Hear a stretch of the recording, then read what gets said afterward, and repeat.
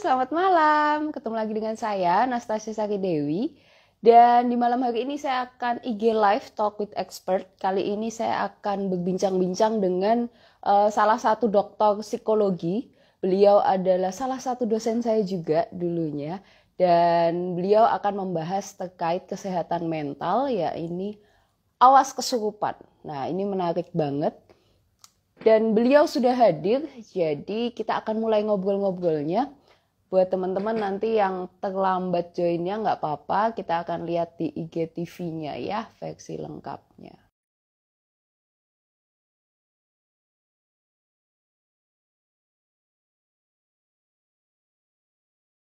Adalah Pak Sis. Oke, selamat malam Pak Sis. Selamat malam, Sari. Oke. Sehat ya Pak? Sehat, ya.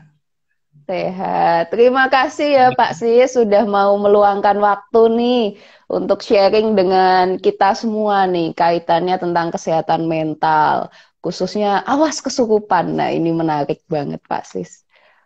Pak Sis, gimana sebelum masuk terlalu jauh tentang itu nih Pak Sis? Saya pengen Pak Sis memperkenalkan diri ke teman-teman. Tadi saya udah sedikit memperkenalkan bahwa Pak Siswanto ini adalah dokter psikologi. Beliau juga adalah dosen saya dulu. Jadi saya kalau S1, S2 itu suka debatnya sama beliau. Dan beliau punya asik banget dia punya banyak wawasan dan cara penyampaian yang juga menyenangkan. Nanti kita akan tanya-tanya. Selain sebagai dosen, seorang dokter juga, boleh Pak Sis ceritakan kesibukannya, layanan psikologi apa aja sih yang Pak Sis biasanya berikan ke klien Pak Sis? Monggo. Ya, terima kasih, Sari. Senang bisa Ya. jumpa kamu lagi ya. Meskipun memisahkan kamu di Jakarta, saya di Semarang, tapi dengan membantu kita ya, ternyata. Betul. Betul, saya memang selain menjadi dosen sebagai pekerjaan utama, tetapi karena memang di samping itu menyandang gelar sebagai psikolog, ya, dan mengambil kekhususan di bidang klinis, jadi ya memang rasanya tidak tidak aneh kalau lalu punya praktek juga di luar maupun di kampus mengkait dengan praktek sebagai psikolog. Jadi biasanya memang selain menerima klien yang sifatnya individual, ya entah untuk terapi, untuk konseling, ya. Nah, terapi konseling ini tidak hanya untuk mereka yang memang mengalami masalah, problem atau gangguan, tapi juga bisa yang mereka yang memang ingin berkembang lebih baik lagi. Ya, kalau kita belajar psikologi positif itu kan bagaimana lalu pribadi ini lebih mekar begitu ya. Potensinya itu bisa dimunculkan secara optimal. Nah, itu juga sebenarnya bidang-bidang yang mestinya bisa kita garap sebagai seorang psikolog maupun psikolog klinis begitu. Nah, selain itu memang ini pelatihan, ya webinar, seminar begitu ya juga menjadi bagian dari pelayanan, panggilan maupun pekerjaan saya. Begitu, Sari. Oke. Jadi sibuk selain kerja untuk apa ya? Untuk pekerjaan utama juga sekaligus melayani ya, Pak ya. Ada panggilan untuk pelayanan. Jadi seperti itu. Oke. Pak Sis, buku apa aja sih? Pak Sis ini adalah salah satu dosen yang juga penulis buku, teman-teman. Dulu saya bukunya Pak Sis sampai sekarang ada di rak saya. Salah satunya, malah bukan salah satu. Saya punya yang grafologi dan juga yang kesehatan mental awas kesurupan. Ada buku baru lagi nggak sih Pak? Atau boleh Pak Sis yang sebutkan? Ya, memang buku saya yang cukup dikenal itu ada 3. Jadi tahun 2007 itu saya mengarang buku yang pertama tentang kesehatan mental, konsep, cakupan, dan perkembangannya. Itu kalau teman-teman googling Siswanto kesehatan mental begitu, ya itu yang mensitasi lumayan cukup banyak sebenarnya. Saya punya. Betul. Saat itu ya, Sari. Saya jadi punya banyak loh ternyata. Oh iya, betul. Ya, terus yang Oke. Itu 2010 saya terbitkan buku itu. Merupakan kalau tidak salah memang merupakan buku grafologi yang memang dikarang oleh orang Indonesia asli. Biasanya yang saya jumpai adalah grafologi hasil saduran atau terjemahan. Jadi di buku itu contoh-contohnya adalah contoh-contoh tulisan tangan orang Indonesia, bukan lagi Oke. tulisan tangan orang asing. Nah setelah itu kelihatannya lalu muncul beberapa penulis grafologi Indonesia setelah itu. Jadi tidak buku grafologi ada buku saya dimasukkan juga sebagai daftar pustakanya. Nah Oke. tahun 2015 baru itu yang tentang buku kesehatan mental awas kesurupan. Nah, Saya ini saya punya juga nih. Dari zaman saya S2 ya Pak Sis ya berarti waktu saya tesis ini saya Pak Sis sini saya bawa. Iya. Kenapa nih Pak Sis mumpung mumpung Pak Sis tadi sudah mention bikin buku tentang awas kesurupan. Kenapa sih Pak Sis sebagai seorang psikolog tertarik untuk membahas tentang kesehatan mental awas kesurupan? Jadi memang sejarahnya cukup panjang, Sari. Saya biasa memberikan pelatihan, kemudian pemulihan luka batin, terutama untuk anak-anak muda, entah Oke. perkumpulan dengan organisasi atau apa begitu. Nah, yang menarik biasanya dalam proses pemulihan luka batin itu ada gejala-gejala trans. Ya, trans itu memang dunia psikologi klinis erat kaitannya juga dengan kesurupan. Makanya di PPDGJ 3 kita itu namanya gangguan trans dan kesurupan begitu. Dan orang memang Oke. sering mengatakan itu kesurupan, ya. Cuma memang itu dalam acara proses pemulihan luka batin. Hmm. Jadi ada beberapa peserta biasanya, lalu karena saya sebagai seorang psikolog pemulih begitu, saya mencoba untuk membantu para peserta yang mengalami trans ini untuk pulih. Tentunya ada teknik-teknik yang saya gunakan awalnya berdasarkan intuisi, karena kan saya Oke. sudah menjadi psikolog ini kan sejak terus formalnya sejak tahun 98 ya sebagai psikolog. Sebelumnya setelah lulus tahun 95 itu kan memang membantu teman-teman psikolog senior pada waktu itu sudah. Nah, ketika pengalaman-pengalaman praktek ini sudah menyatu begitu, lalu ada peserta yang mengalami trans semacam ini, saya coba untuk secara intuitif membantu mereka untuk pulih. Karena biasanya yang saya lihat kalau ada acara-acara begini, biasanya peserta ini agak dibiarkan saja, ya nanti kan pulih. Biasanya nanti akan pulih dengan sendirinya asal tidak diganggu dan lain sebagainya. Dan memang dalam PDGJ dikatakan salah satu ciri orang yang mengalami gangguan kesurupan itu adalah biasanya gangguannya sifatnya sementara. Jadi kalaupun tidak itu akan pulih dengan sendirinya. Waktu itu saya berpikirnya nunggu kapan dia pulihnya, jadi tidak jelas nanti. Kan mungkin kalau Sari ingat waktu LKTD mahasiswa dikemahkan dan lain sebagainya, kejadian-kejadian yang kesurupan kan cukup banyak. Ada yang mungkin sehari 2 hari masih kesurupan sehingga dipanggilkan orang pinter dan lain sebagainya. Nah, saya berpikirnya saya tidak mau hanya menyerahkan pada secara alami begitu. Lalu saya coba untuk membantu dengan beberapa teknik dalam psikoterapi itu. Ya, ternyata memang lalu cepat pulih. Nah, itu yang lalu lakukan dalam pengertian sebagai seorang ilmuwan kan lalu kita mencoba melihat prosedur ini secara sistematis begitu. Nah, saya mendapatkan karena berkali-kali memang membawakan acara pemulihan luka batin ini, sehingga juga berkali-kali saya menemukan peserta yang mengalami trans semacam ini, sehingga lalu teknik ini lalu menjadi betul-betul baku. Nah, lalu saya mendapatkan kesempatan pada waktu itu ada klien yang memang betul-betul mengalami gangguan kesurupan, tidak karena acara pemulihan luka batin.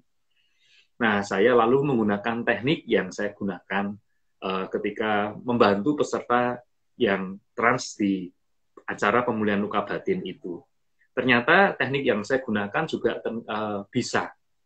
Nah, disitulah Mhm. lalu ketertarikan untuk meneliti, ya, memahami tentang orang yang dikatakan orang sebagai gangguan kesurupan itu. Sehingga Mhm. lalu Mhm. saya kebetulan di kampus mengajar metodologi penelitian kualitatif. Lalu para mahasiswa ketika praktek wawancara, ya, saya minta fokus pada orang-orang yang pernah mengalami kesurupan waktu itu. Jadi Mhm. buku yang Mhm. di tangan Sari itu merupakan hasil penelitian panjang, sekitar 5 tahun, Sari. Ya, 1 tahun pertama, tahun Wow. kedua lebih mencoba memantapkan, melihat tema-tema yang muncul. Orang-orang yang mengalami gangguan kesurupan itu atau kesurupan itu biasanya tema-tema apa yang muncul, lalu muncul situasinya, baik internal, eksternal, kepribadiannya Hmm. seperti apa, ya kan, lalu kemudian proses kesurupannya itu sendiri bagaimana, lalu biasanya penanganannya seperti apa, dan lain sebagainya. Nah, lalu tahun ketiga dan keempat, saya mencoba untuk melihat apakah ada tema yang baru atau tidak. Lalu tahun Mhm. ketiga Mhm. itulah lalu membakukan, ya, sehingga lalu setelah Oke. itu saya memberanikan diri untuk membuat buku ini. Nah, di Wow. bagian bab terakhir itu saya buat tunjukkan juga bagaimana menangani mereka yang mengalami gangguan kesurupan secara sistematis, begitu. Mhm. Mhm. Oke, Nah, buku ini, jadi begitu. Mm-mm. ya, Gimana, Pak? buku ini awal terbit tahun 2015 itu eh, berdasarkan info dari penerbitnya, di Mhm. Gramedia itu selama 1 tahun dia masuk 100 besar buku Hmm, terlaris. Ya, mantap. Saya selama pasang satu lagi tahun. kalau gitu. Buat yang mau beli sekarang masih bisa ada ya, Pak ya. Kalau misalkan ada yang pengen lebih mendalamin, oke. Masih bisa. Tadi ada yang nanya, bisa beli di Lazada nggak? Gitu. Ya, E-commerce gitu. Ada ada. ya. Nih, teman-teman, sampulnya kayak masih kayak gini ya? Sampulnya betul ya, Pak? Masih kayak gini ya? Sama. Sama. Oke. Oke.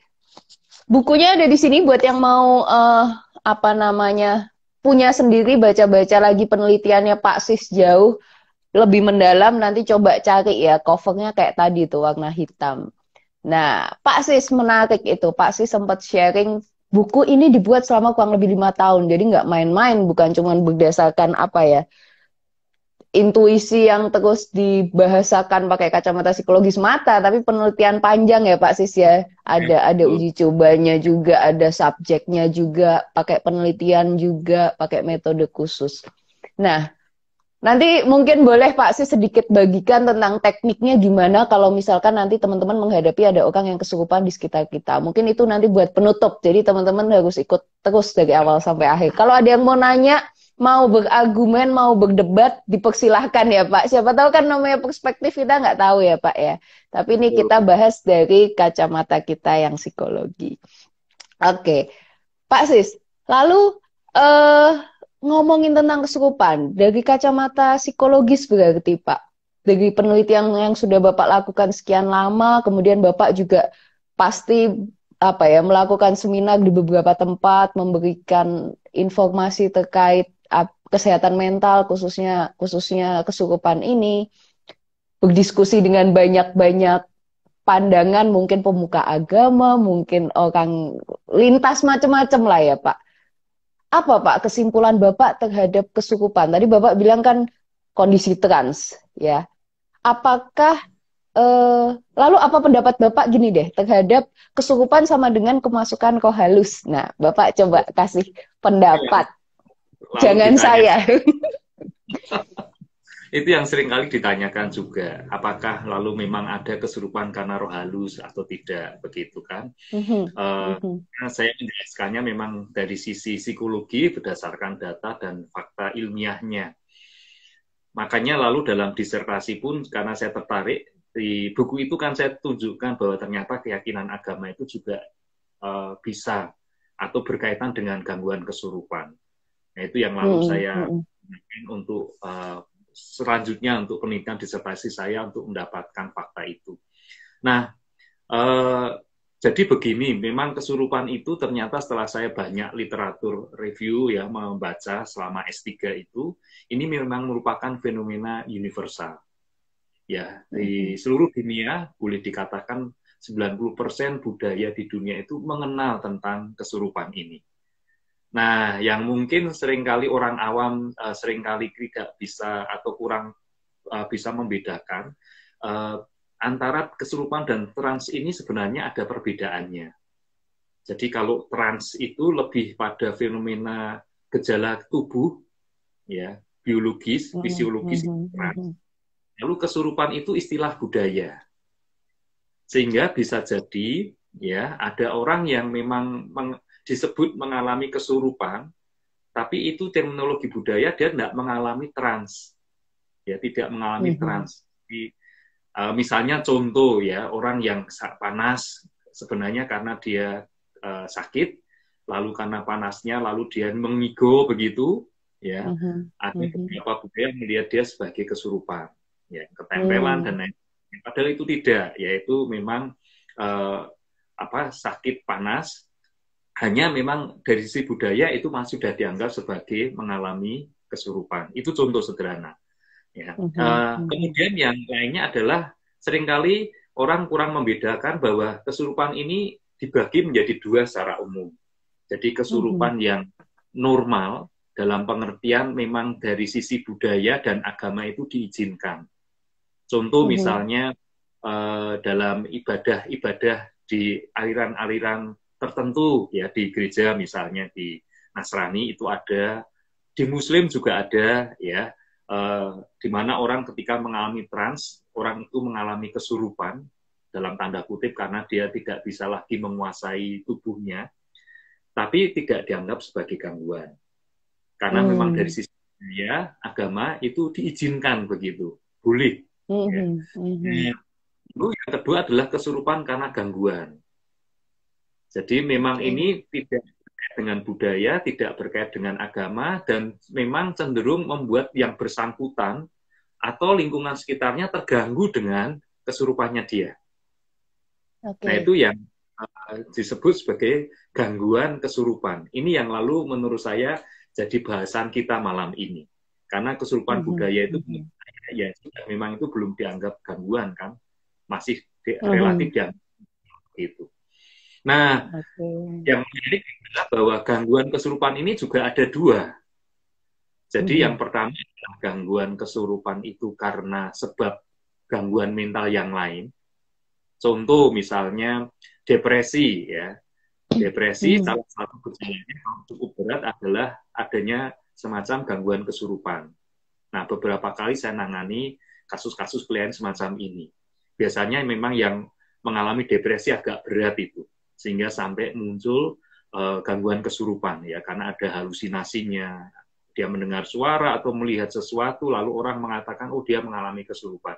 Karena bisa melihat roh atau mendengar suara-suara dan lain sebagainya. Ya, itu Mhm. gangguan mental utamanya, lalu ada penyertanya adalah gangguan kesurupan. Nah, Mhm. biasanya ini penanganannya jadi cukup panjang dan melelahkan, bahkan seringkali memang harus kerjasama dengan psikiater. Mhm. Untuk minum obat ya, Pak ya. Obat. Dan ini yang seringkali disebut oleh orang awam sebagai gangguan kesurupan karena sakit mental.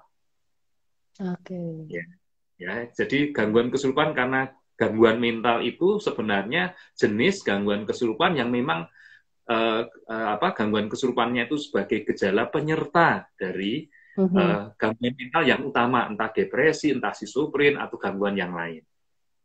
Ini Mhm. pokok Mhm. permasalahan yang saya harus jernihkan dulu supaya kita nanti menginjak lebih jauh, lebih enak. Lalu yang kedua adalah gangguan kesurupan murni. Oke. Ya, gangguan murni ini adalah memang utamanya adalah gangguan kesurupan, tidak ada gangguan mental yang lain. Nah, ini oleh orang-orang awam atau sering oleh rohaniwan yang seringkali disebut inilah gangguan kesurupan karena roh, Hmm. ya, karena setan, karena jin dan lain sebagainya. Karena apa? Orang-orang yang mengalami gangguan kesurupan ini bisa menunjukkan gejala-gejala supranatural. Misalnya dia tidak bisa berbahasa Jepang, waktu dia kesurupan lalu dia bisa berbahasa Jepang, misalnya begitu, bahasa asing. Atau muncul punya kekuatan yang luar biasa, ya. Wah, katanya ini perempuan kecil ya, tapi dipegang oleh 4 orang laki-laki dewasa, laki-lakinya kalah. Nah, ini contoh ya. Orang menganggap ini sebagai dimasuki oleh roh. Nah, dalam terminologi klinis di PPDGJ kita itu ada, itulah yang disebut sebagai gangguan kesurupan. Ya. Yang disebut sebagai gangguan kesurupan. Melihatnya betul-betul murni sebagai gejala psikis, gejala kejiwaan. Karena memang bisa dijelaskan secara ilmiah mengapa kok orang bisa mengalami begitu. Nah, kalau kita lihat DSM-5 sekarang ini, ya, gangguan trans dan kesurupan itu sekarang disatukan dengan gangguan kepribadian yang oleh orang awam disebut sebagai gangguan kepribadian ganda atau gangguan kepribadian majemuk, karena bisa jadi dalam diri orang itu tidak hanya 2 kepribadian, bisa lebih dari 2. Makanya disebut sebagai multiple personality disorder. Jadi dulu di DSM-4 revisi maupun masih di ICD-10 yang sekarang kita masih punyai atau PPDGJ-3 masih dibedakan antara gangguan kesurupan dengan MPD ini, ya, multiple personality disorder, gangguan kepribadian ganda begitu ya. Tapi di DSM-5 dan saya mendengar nanti di ICD-11 itu nanti menjadi satu. Jadi sebenarnya temuan-temuan terkini, jadi ilmu pengetahuan kan begitu, ya, selalu berkembang berdasarkan penelitian-penelitian terkini, lalu para ahli itu mendapatkan satu kesimpulan bahwa pada dasarnya gangguan kesurupan yang murni ini dengan gangguan kepribadian majemuk atau multiple personality disorder atau split disorder begitu, itu sebenarnya sama. Nah, kenapa lalu kok beda begitu? Budaya sekali lagi. Jadi budaya yang sudah sekuler yang melihat segala sesuatu berdasarkan rasional, temuan-temuan ilmiah, menyebut itu sebagai gangguan kepribadian multiple, ya, majemuk. Tetapi kita terutama, lalu negara-negara yang masih spiritualitasnya tinggi, budaya-budaya religiusnya tinggi, melihat fenomena orang berubah kepribadiannya, itu lalu secara masuk akal dianggap karena memang ada jin, roh yang masuk. Itu ada sudut pandang budaya saja yang membuat orang memaknai hal yang sama dengan cara yang berbeda. Begitu. Oke. Jadi bukan berarti kita mematahkan, oh nggak ada roh halus, bukan ya Pak. Memang ada yang kesurupan murni, jadi memang ya seperti itu kesurupan budaya. Tapi kita kali ini membahas spesifik tentang kesurupan yang memang ada kaitannya dengan kesehatan mental gitu ya Pak Sis ya. Jadi supaya teman-teman juga bisa bedain nih ya. Jadi kalau misalkan merasa ada orang di sekelilingnya ternyata kok dia menunjukkan gejala-gejala yang kayaknya kok kesurupan terus gitu kan ya. Atau jangan-jangan dia perlu tolong untuk coba deh datang ke tenaga profesional. Mungkin dicek dulu secara mentalnya. Jadi nggak melulu semua langsung berpikirannya ke arah mistis ya Pak. Gitu. Jadi supaya kita bisa lebih mengelompokkan dan penanganannya juga tepat. Oke, menarik banget Pak Sis. Nah, sembari nanti saya lanjut ke pertanyaan saya sebelumnya, ini yang beberapa sudah ada yang mengajukan pertanyaan juga, dan ini sebenarnya akan saya bacakan juga. Kebetulan ada yang relate nih Pak, terkait tentang kesurupan itu bisa jadi kebiasaan nggak ya Pak, ini dari Pika, atau bisa menular. Nah, ini sama dengan pertanyaan yang mau saya ajuin Pak.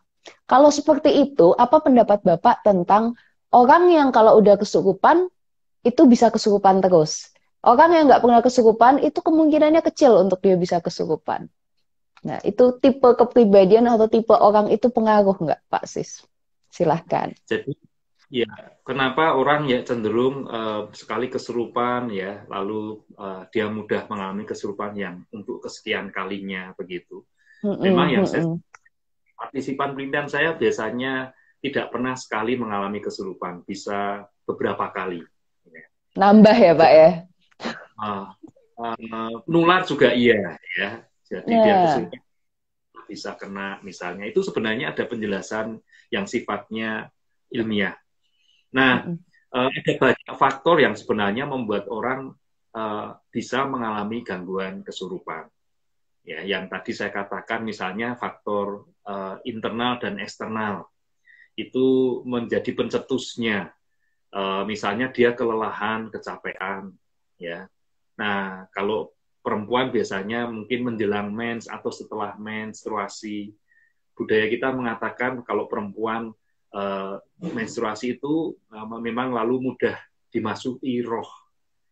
Nah, kalau dari mm, sisi dia kehilangan banyak darah sebenarnya, ya sehingga lalu mm, ketika relatif cukup melelahkan, akhirnya fisiknya capek, lalu psikisnya pasti akan juga ikut terkena di sana, sehingga lalu dia mudah mm, mengalami gangguan kesurupan. Ya, lalu kemudian memang uh, deprivasi, ya, kehausan, kepanasan. Nah itu juga menjadi semacam faktor eksternal yang bisa memicu terjadinya gangguan kesurupan, kelelahan, ya. Makanya enggak, seringkali terjadi misalnya pada kasus-kasus dharma wisata.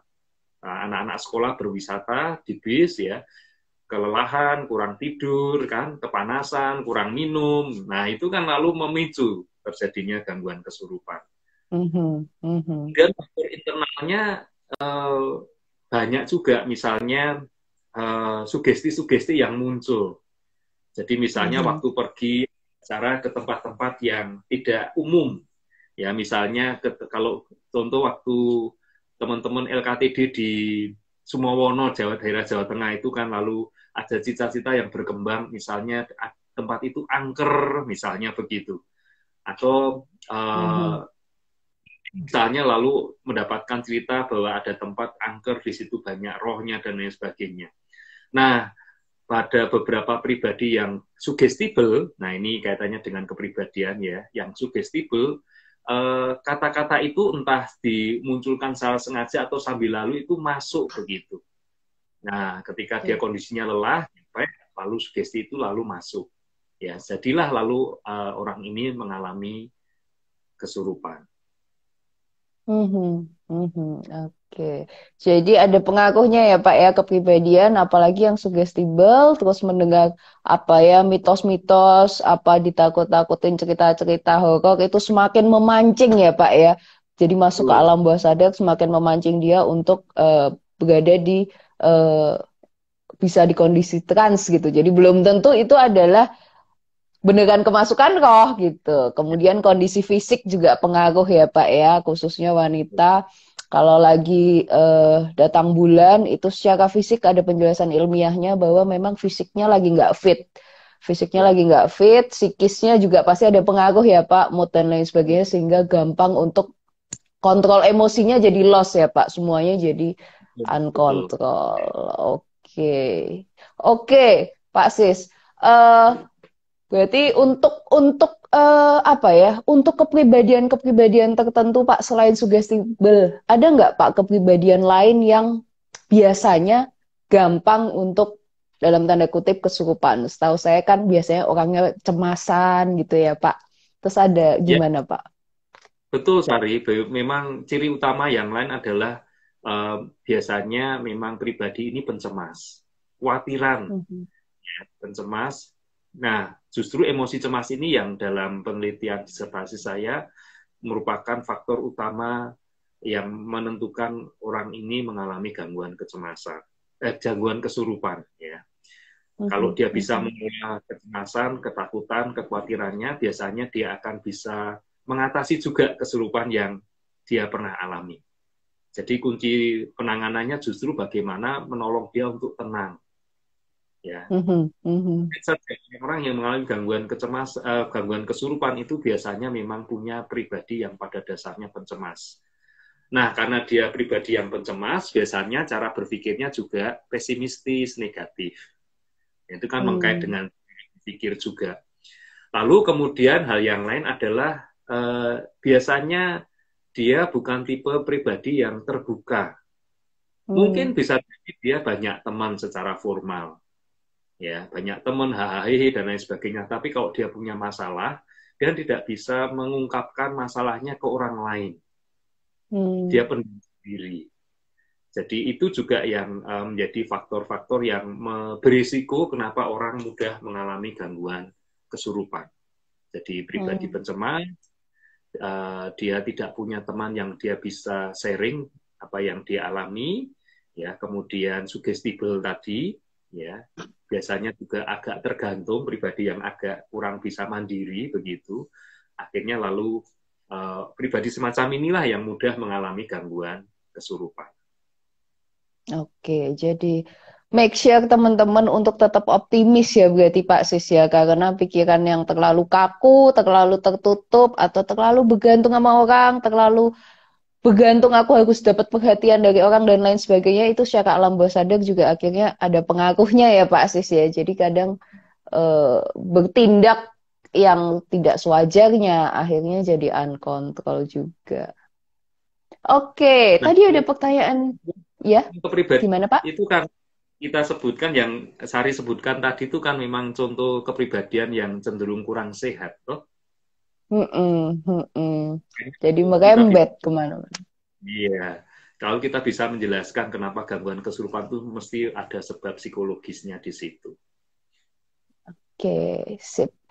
Ada yang nanya tadi Novianka, selamat malam, saya ingin bertanya, apakah kesurupan yang kaitannya dengan kesehatan mental itu bisa sembuh? Nah, oke, gimana tuh Pak Sis? Mungkin Pak Sis deh yang menjawab nih. Ya, kalau gangguan kesurupannya saja sebenarnya bisa cepat ditangani. Kalau itu gangguan kesurupan murni ya. Biasanya kalau gangguan kesurupan murni, kalau tidak ada gangguan mental lainnya sebagai gangguan utama, saya biasa menangani 5-10 menit selesai. Tapi berdasarkan pengalaman saya dengan klien-klien yang mengalami gangguan kesurupan ini, kan tadi kita sudah sebutkan di awal, ada pola-pola kepribadian yang memang perlu dikembangkan.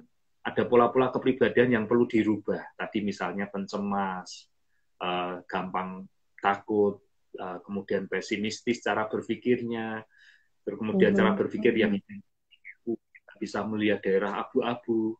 Nah, itu butuh proses konseling, proses psikoterapi yang cukup panjang.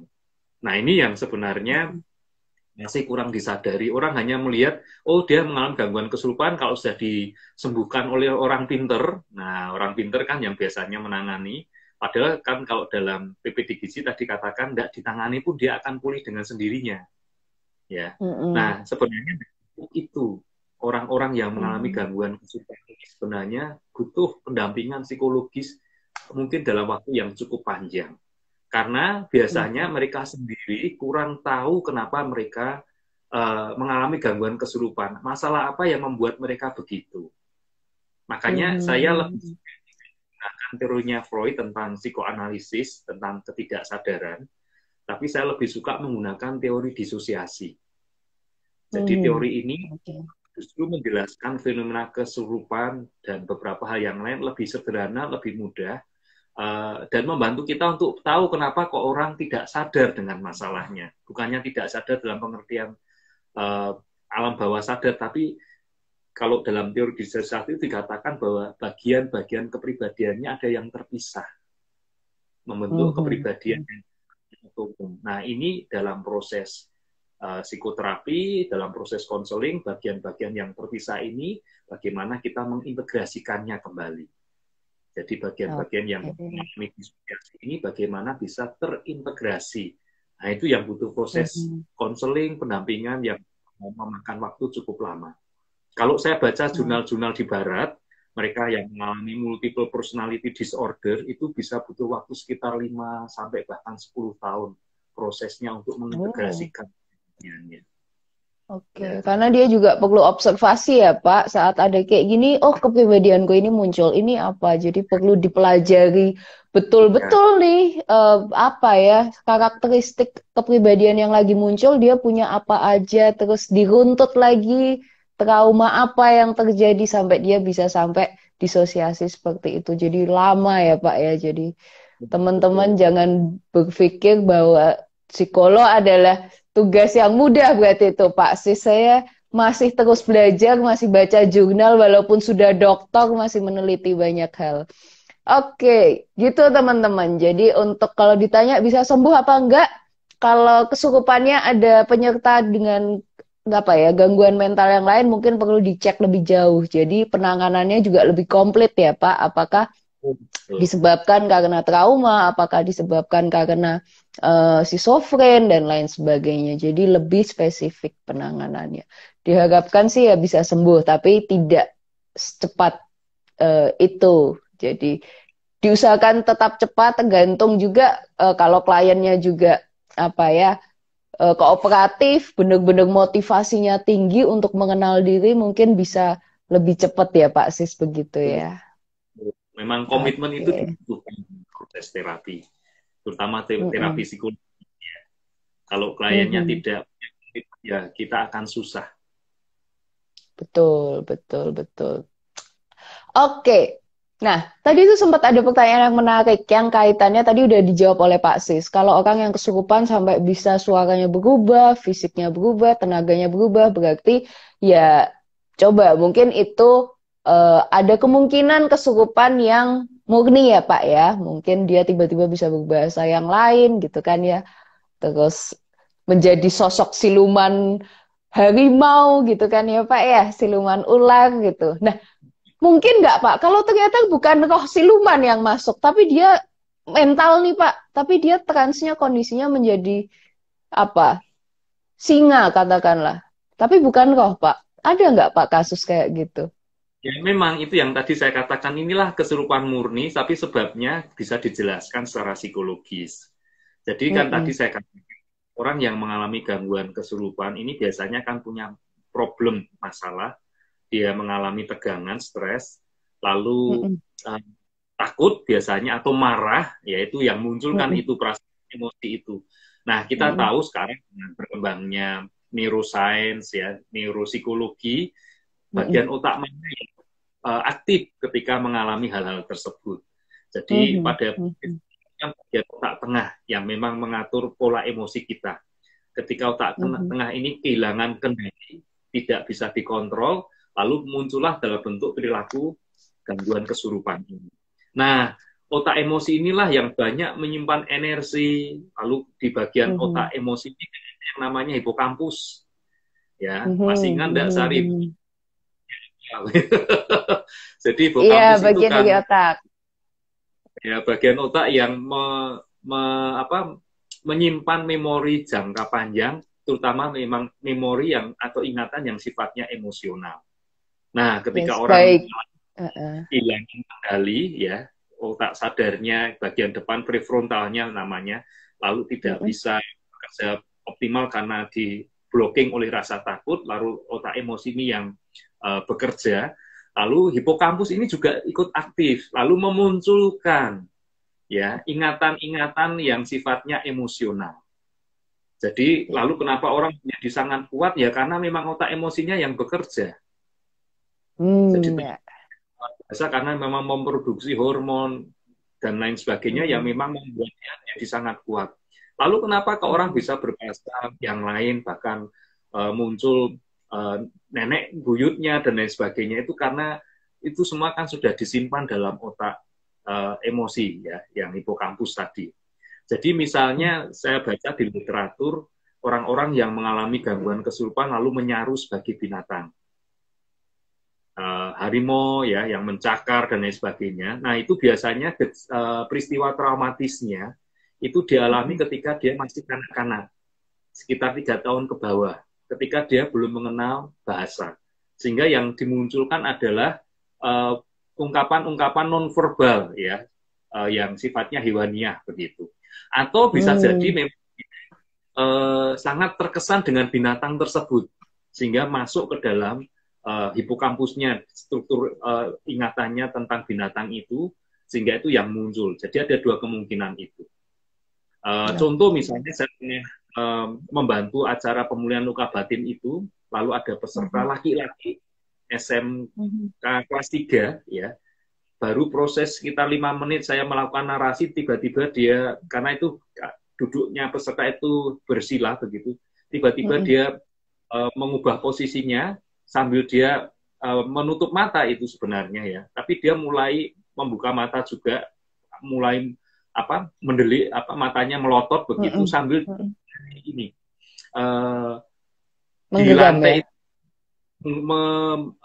membuat gerakan seperti ular di Oh, lantai begitu. ular. Oh, oke. Nah, ini kesurupan begitu. Saya mengatakan sudah, karena saya tahu prosesnya, saya mengatakan ambil saja dia supaya tidak mengganggu peserta yang lain.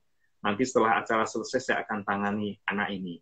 Tapi karena saya tahu Mm-mm. teorinya bahwa dia kemungkinan mengalami traumanya ketika masih di bawah usia 3 tahun. Lalu saya tanyakan Mhm. ke Mhm. pendampingnya, anak ini kecilnya bagaimana? Lalu pendampingnya cerita memang pada waktu kecil dia adalah anak yang sebenarnya tidak diharapkan. Jadi Hmm. ibunya hamil nikah misalnya, ya, hamil di luar nikah, lalu begitu lahir anak ini diberikan ke kakeknya.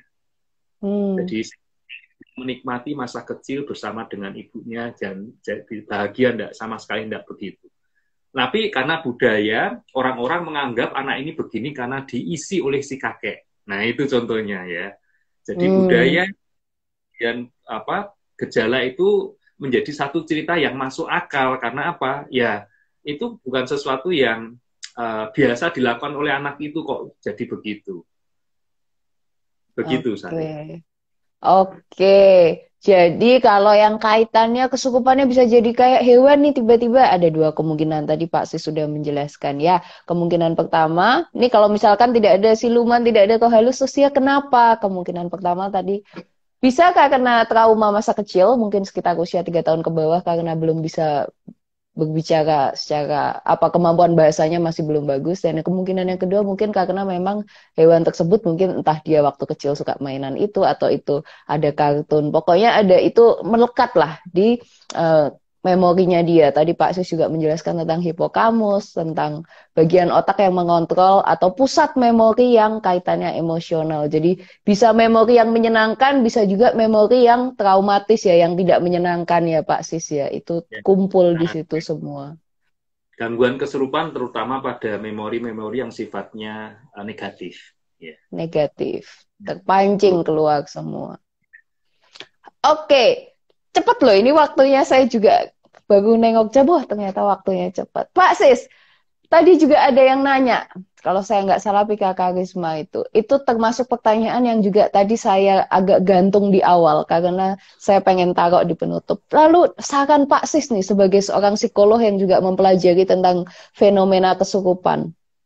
Hal apa sebagai mungkin kita atau mungkin teman-teman orang awam lah yang nggak terlalu tahu tentang teknik psikologi gitu ya Pak. Lalu harus apa kalau misalkan tiba-tiba kayak tadi tuh Pak lagi kegiatan ada yang teriak-teriak, ada yang tiba-tiba di lantai gitu kan ya Pak. Apa yang harus dilakukan gitu kan bingung Pak. Ya, jadi Silahkan Pak begini, Sis. teman-teman yang awam, bukan dari psikologi, ya, dan baru mungkin dari psikologi, tapi masih agak bingung dengan ini, kita harus hati-hati. Tadi kan saya mengatakan ada gangguan kesurupan murni, ada gangguan kesurupan karena gangguan mental. Jadi, Mhm. uh, gangguan kesurupan karena gangguan mental itu biasanya individunya sudah mengalami perubahan perilaku sudah agak lama sebelumnya. Jadi misalnya dia depresi, sudah dia mengalami perubahan perilaku seperti sudah menarik diri, mulai kosong, suasana perasaannya, itu mungkin sudah seminggu, 2 minggu sebelumnya, atau seminggu lah. Nah, lalu dia mengalami gangguan kesurupan. Kalau itu yang Mhm. terjadi, segera bawa ke rumah sakit.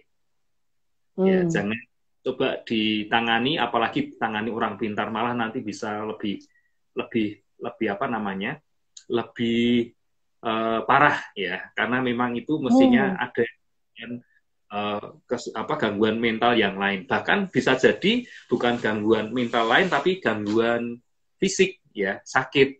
Karena beberapa Hmm. klien yang saya tanya, yang mereka yang mengalami gangguan kesurupan itu pernah punya riwayat DB atau Hmm. tipes, ya, baru sembuh lah, atau pokoknya ada riwayat itu. Kita Hmm. tahu DB dan tipes kan selalu gejalanya panas, ya. Hmm. Nah, lalu ketika panas itulah ada saraf-saraf yang memang terkena begitu. Jadi itu bawa ke rumah sakit karena biasanya bisa jadi kekurangan cairan atau apa yang menyebabkan dia begitu. Saya pun Hmm. begitu, menangani sekitar 10, 15, 20, masih belum bisa, saya minta segera bawa ke rumah sakit. Ya, karena Oh, biasanya ada oke. medisnya di situ. Jangan sampai kita Hmm. malah berlama jadi semakin parah nanti dalam pengertian karena memang ada bagian tubuh yang sakit yang memang harus ditangani secara medis. Itu yang pertama. Ya, Hmm. jadi kalau gangguan kesurupan ini tidak muncul tiba-tiba, ada gejala-gejala sebelumnya, seminggu, 2 minggu sebelumnya, segera dibawa ke profesional. Karena pasti ada Hmm. gangguan medis di gejala utamanya. Nah, gangguan kesurupan murni itu adalah ini pagi tidak apa-apa ya, sehat-sehat saja, gembira, lalu ikut acara kok tiba-tiba dia kesurupan. Nah, ini kemungkinan Hmm. besar murni tadi. Nah, itu Hmm. terjadi biasanya pertama tadi yang saya katakan kecapean, ya. Hmm. Kecapean itu bisa karena kegiatannya banyak, dia malamnya kurang tidur, misalnya begitu. Atau kalau perempuan sedang masa-masa menstruasi, ya, kita bisa tanya teman dekatnya dan lain sebagainya. Atau tadi pagi tidak makan, kurang Hmm. minum, nah itu bisa, ya. Kita Hmm. bisa lihat gejalanya itu. Nah, ini yang sifatnya sementara. Jadi kalau ada ketemu semacam ini, nggak usah terlalu panik. Biarkan Hmm. saja itu kalau kita tidak tahu caranya, asal dia ditaruh di tempat yang aman. Jadi tidak dekat Ya. benda-benda yang berbahaya. Nanti dia akan pulih dengan sendirinya. Jangan dikerubungi, ya. Jangan dikerubungi, malah itu memperlama nanti. Mungkin hanya 1-2 orang saja yang menjaga. Hmm. Atau bisa melakukan hal yang sederhana. Karena biasanya orang yang mengalami gangguan kesurupan semacam ini ada emosi negatif yang muncul. Umumnya rasa takut, ya, rasa Hmm. takut tidak bisa dia kendalikan. Sebagian kecil kalau misalnya di acara pemulihan luka batin itu biasanya kemarahan dan kebencian pada Hmm. orang dekat melukai dirinya, ya. Sebagian Hmm. biasanya berkaitan dengan kedukaan. Jadi ditinggal orang yang disayang tapi belum selesai proses kedukaannya. Itu juga bisa memicu terjadinya gangguan kesurupan. Tapi umumnya karena rasa takut. Nah, karena kita tahu rasa takut yang menyebabkan orang mengalami gangguan kesurupan ini, makanya kalau dia dibentak-bentak, dia akan semakin menjadi-jadi kesurupannya. Hmm. Jadi, kalau kita ingin dia cepat selesai ya, omongi dengan cara yang halus ya, tenang ya. Kita sendiri harus tenang, jangan takut. Karena kalau kita Hmm. sendiri mendatangi orang yang mengalami gangguan kesurupan ini dengan perasaan was-was, cemas, takut, padahal orang yang mengalami gangguan kesurupan ini kan otak emosinya yang aktif. Dia akan sangat peka membaca bahasa tubuh kita, sehingga kita pun dia pun akhirnya tertular karena sugesti dia kuat kan, bahasa tubuh nonverbal itu kan kuat. Itu lalu dia menjadi juga takut, semakin takutnya semakin kuat. Hmm. Makanya kita harus tenang juga ketika menangani situasi seperti ini. Caranya bagaimana? Ya kita atur nafas kita, rileks dulu, ya boleh berdoa, minta tolong sama Tuhan, misalnya begitu untuk kita tenang, baru kita mendekati dia, lalu dengan suara Hmm. yang lembut, panggil namanya, ya nama Hmm. kesayangannya Hmm. begitu, ya ajak dia bicara dengan namanya, jangan ditanya namamu siapa. Nanti dia akan menyebutkan nama lain, kita semakin yakin dia kesurupan, tapi itu membuat dia juga semakin membuat jati dirinya yang lain itu jadi kuat. Itu yang keliru. Ya. Panggil Ya. nama asli sebenarnya. Ya. Nah, di buku saya bab terakhir itu ada teknik-tekniknya yang sangat rinci sampai juga untuk mengecek ya apakah Hmm. sebenarnya dia masih kesurupan atau tidak. Itu ada. Kalau ada ya meskipun kelihatannya dia sudah pulih, kita tinggal dia mungkin bisa kesurupan lagi. Jadi memang harus Hmm. dipastikan ya, betul-betul pulih di situ. Oke, oke. Jadi gitu tekniknya ya, teman-teman. Jadi jangan panik, jangan cemas, jangan berkerumun juga gitu kan ya. Make sure untuk tetap tenang. Terus supaya kita juga nggak apa ya, nggak tersugesti juga ya Pak, nggak ikut-ikutan jadi apa ya, emosinya jadi cemas, jadi sama-sama pengen diluapin gitu. Nanti jadinya kesannya kayak nular gitu. Nah, jadi kesurupan Oke. massal. Makanya Iya, jadi kalau kesurupan massal. yang terjadi di acara-acara yang sifatnya umum, sebaiknya yang mengalami kesurupan jangan ditangani dulu. Justru yang masih sadar ya, masih sehat. Caranya bagaimana? Iya. Kan tadi kan kesurupan ini mudah terjadi menular kalau suasananya adalah suasana takut. Jadi Chaos takut gitu itu ya Pak, makin menjadi-jadi. tidak bisa kontrol emosinya, lalu otak tengahnya mengambil kendali. Nah, Hmm. begitu ada satu atau dua yang mengalami gangguan kesurupan, cara kita menjaga lainnya supaya tidak, buat acaranya menjadi meriah, menyenangkan. Misalnya, yuk kita tepuk tangan rame-rame, lalu nyanyi lagu-lagu masa kecil yang menyenangkan. Misalnya di sini senang, di sana senang. Nah, itu Eh, ya. Biasanya betul itu betul. suasananya itu jadi positif, pulih, ya. Yang mengalami Iya, gangguan kesurupan itu pun akan cepat pulih. Karena akan iya, terbentuk betul. situasi yang positif ini. Nah, ini banyak yang Betul. tidak paham karena tidak tahu bahwa gangguan kesurupan itu karena dari emosi yang negatif. Setuju, setuju. Setuju Pak Sis. Sama halnya kayak berita-berita dulu, setiap kali mau ada ujian nasional, ujian kenaikan kesurupan massal, ya kan? Satu teriak, teman-teman sekolah ikut teriak, wah, gulang-gulingan rame-rame di lapangan. Kalau mau try out kan gitu ya Pak. Jadi itu udah jelas banget ada satu indikasi bahwa stres itu ada pengaruhnya ya Pak dengan apa ya kesurupan. Jadi jangan terlalu mudah untuk terbawa emosi-emosi negatif lah, apalagi dari orang-orang di sekitar kita. Tetap tenang, baik-baik yang mendampingi maupun yang uh, ada di sekitarnya lah. Jadi yang mendampingi maupun yang agak-agak jauh juga jangan justru ngasih ketakutan-ketakutan untuk lingkungan pada saat itu. Oke, sebelum kita tutup, satu pertanyaan yang mungkin saya akan bacakan dari yang sudah join, karena Pika ini join dari awal sampai akhir, makanya saya akan langsung kasih ke Pak Sis. Pernah nggak Pak wawancara dengan dukun atau paranormal langsung untuk hal ini? Apa pendapat Uh, mereka? Atau kalau malah, wawancara ya, gimana Pak? langsung mungkin tidak ya, tapi lebih banyak mungkin ketemu uh, ber beradu pendapat ya, bukan hanya dukun paranormal, juga dengan para rohaniwan karena mereka-mereka ini kan sangat yakin dengan dunia spiritual begitu. Jadi saya malah justru merindukan bagaimana pendekatan ilmiah ini bisa diintegrasikan dengan pemahaman yang sifatnya spiritual, sehingga lalu bisa terintegrasi cara penanganannya. Ya, karena menurut saya kembali saya mengutip pendapatnya William James. William James ini salah satu tokoh psikologi dunia, ya pernah menjadi presiden EPA, ya. Lalu dia juga seorang psikolog yang mempelajari juga fenomena-fenomena keagamaan, spiritual begitu. Ada bukunya yang sampai sekarang menjadi buku yang basic begitu dasar untuk belajar psikologi agama.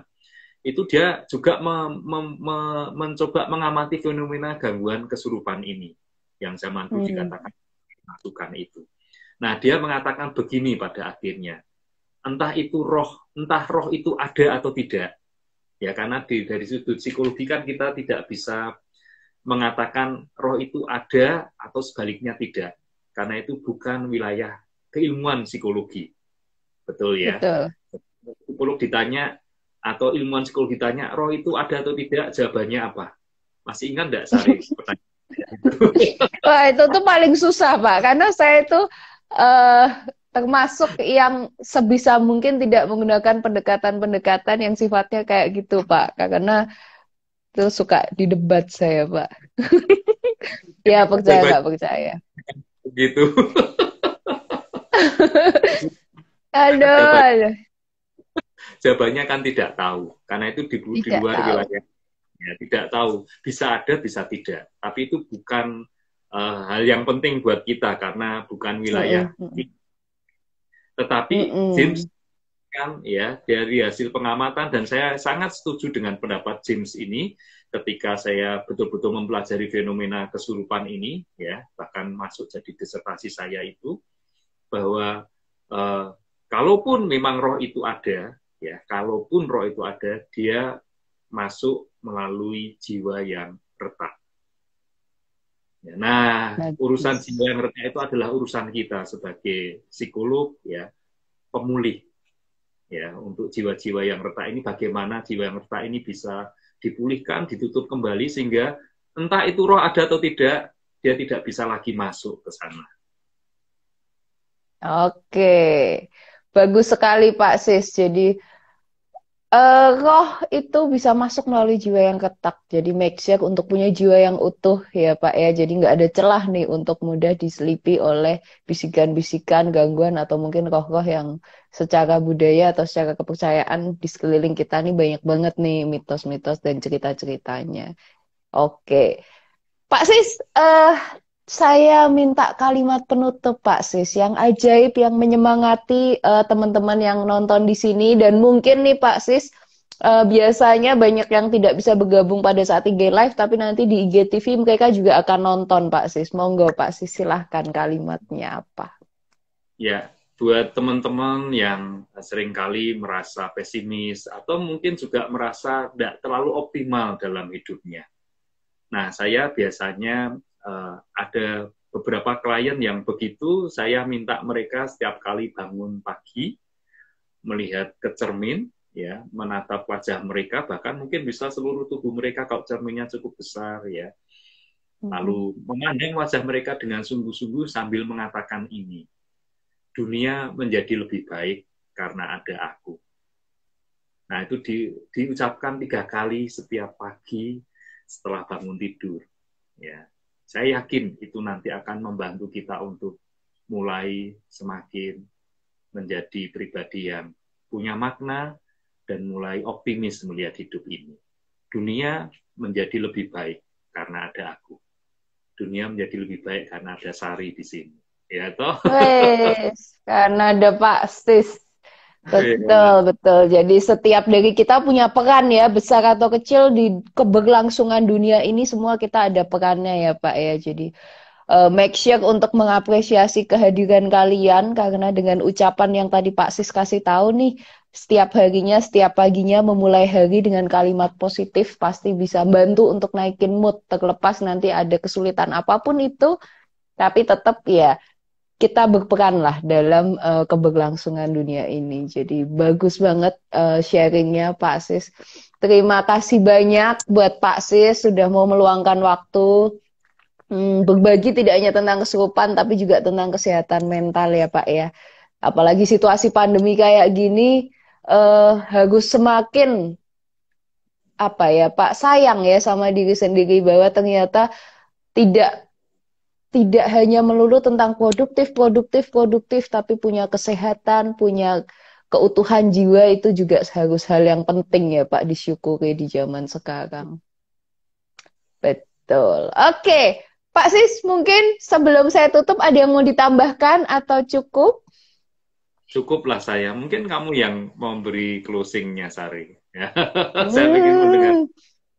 Hmm, ya, saya setuju dengan Pak Sis bahwa teman-teman tadi ada satu istilah yang bagus. Jadi make sure untuk punya jiwa yang utuh gitu kan ya, supaya nggak cuman kok halus yang apa ya, supaya kok halus tuh nggak bisa gangguin kita, supaya orang-orang yang negatif juga nggak bisa gangguin kita punya konsep diri yang baik, punya self image yang baik, bisa mencintai diri ya Pak ya, self love karena segala kelebihan kelemahan itu kalau bisa dikelola dengan baik, ya semoga hasilnya juga baik. Jadi tetap semangat, tetap optimis, sama kayak Pak Sis dari dulu nggak pernah berubah, tetap ceria. Auranya itu beda. Orang kalau positif auranya beda ya Pak.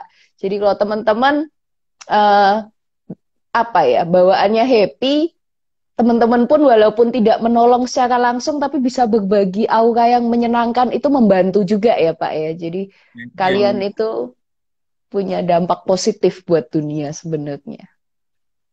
orang awam Oke, mengatakannya aura, tapi kita mengatakan bahasa tubuh nonverbal. Itu bahasa punya tubuh dampak nonverbal. yang tidak disadari itu. Jadi kalau kita Oke, gembira, kita akan memiliki gerakan-gerakan postur, ya gerak-gerik yang juga menyiratkan kegembiraan dan getarannya itu lalu kena di sekitar kita. Nah, itu dia kenapa saya S1 S2 selalu dosen pembimbingnya Pak Sis, karena gerakan tubuhnya saya cocok ya. Saya mau ngomel, berdebat, beliau tetap ceria gitu. Karena nih anak udahlah, nih anak emang si galak, si bawel, tapi sangat membantu Pak Sis. Terima kasih banyak. Iya. Ternyata kamu Oke, punya itu ya, Sari ya. awal, iya, gitu. Tangan itu Jadi ya. Pak Sis.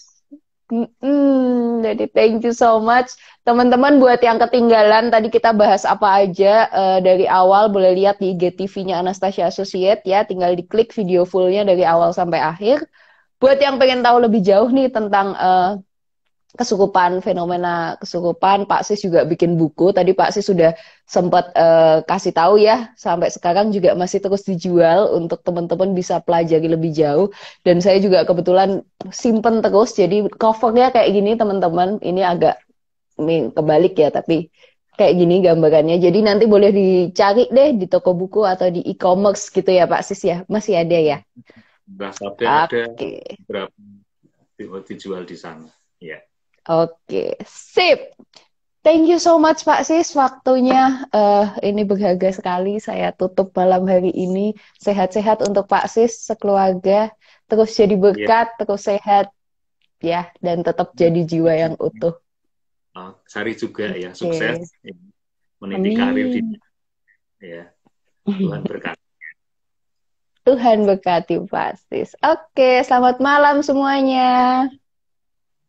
Ya.